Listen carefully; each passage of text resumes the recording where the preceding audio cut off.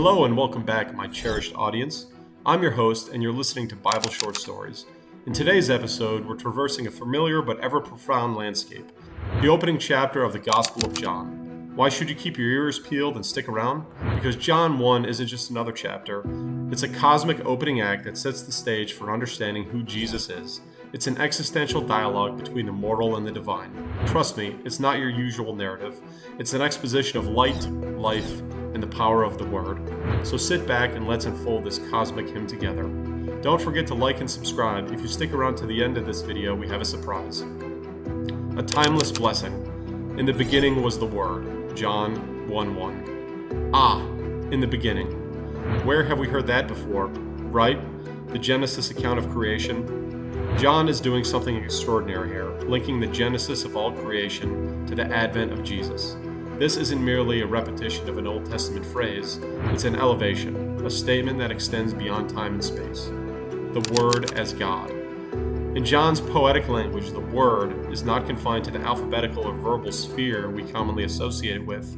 No, it's the Logos, Greek word for word, the fundamental principle of the cosmos. And John clarifies it further. The Word was God. This is a colossal theological claim. It suggests Jesus not just as a messenger, but as the message itself, as God. Life and light. In him was life, and the life was the light of men. John 1:4. Light overcoming darkness. We live in a world often marred by darkness, be it in the form of despair, conflict, or ignorance. John informs us that the Word is not just a giver of life, but also a bearer of light. A light that shines in the darkness, and the darkness has not overcome it. The narrative here is powerfully optimistic. It's a call to each one of us, a beckoning to live in that light, to embody it in our actions and choices. The earthly witness. There was a man sent from God whose name was John. John 1:6. The proclamation of John the Baptist. This John isn't our gospel writer, but John the Baptist, a desert prophet and a forerunner. His role is to bear witness to the light, but he himself is not the light. Here is a humble servant of God who knew his purpose and lived it out fully. John the Baptist serves as a role model for many of us in any form of ministry or service. The Word became flesh, and the Word became flesh as it dwelt among us. John 1:14. Here's the climax, the peak of this poetic prologue. It's one thing to conceive of God as a cosmic principle, and quite another to think of the divine becoming human. God didn't just send a set of rules or angelic messenger.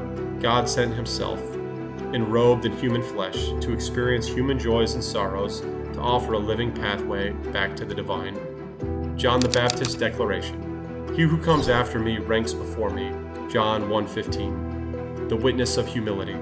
John the Baptist reappears, this time to clarify his role vis-a-vis Jesus. It's an assertion of humility that's often missing in today's world. John's sole objective is to point away from himself and toward Christ. He's like a herald, not the main character. In a world that often screams, "Look at me, I'm important," John the Baptist offers a refreshing countercultural narrative. Humility is not about devaluing oneself, it's about making room for something or someone far greater. It's about understanding one's place in the grand scheme of life, which can be especially powerful in our era of self-centeredness. The Lamb of God. Behold, the Lamb of God who takes away from the sin of our world. John 1:29. The sacrificial love. Imagine walking down a dusty road and hearing someone proclaim, "Behold, the Lamb of God." Your first reaction might be one of bewilderment. Yet, in that one statement, John encapsulates the mission of Jesus, his sacrificial love that aims to take away the sin of the world. The sacrificial system was familiar to the Jewish people at the time. They understood the weight of the seriousness of sin and the need for atonement. But Jesus, as the Lamb of God, revolutionizes the system. No longer are sacrifices needed year after year. His once and for all sacrifice, limitless in the power to cleanse, and beyond its theological implications, it sets a precedent for us today about to the extent which love should go. Sometimes it needs to be sacrificial. Encounters of transformation from Andrew to Nathanael, John 1:35-50. The immediate and varied impact of meeting Jesus. Andrew meets Jesus and rushes to tell his brother Simon. Philip encounters Jesus and can't help but share it with Nathanael. These are not mere invitations to observe, they are exclamations of life-changing encounters. We have found the Messiah, declares Andrew. Nathanael goes from skeptic, Can anything good come out of Nazareth? To believer, you are the Son of God, you are the King of Israel. Each person's reaction to meeting Jesus is unique as the individual, yet the impact is universal: transformation.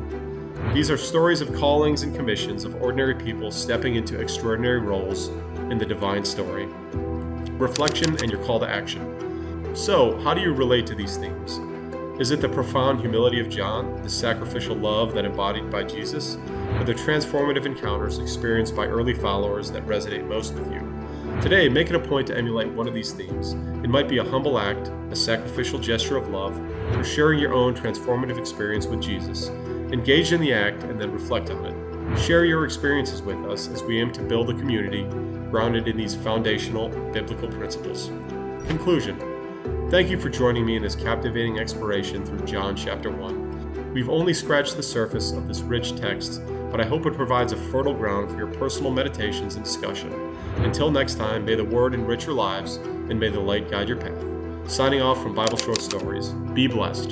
Congratulations, you've stayed to the end. Now for your surprise. Please comment and let us know the next video you'd like for us to make, and we'll get started.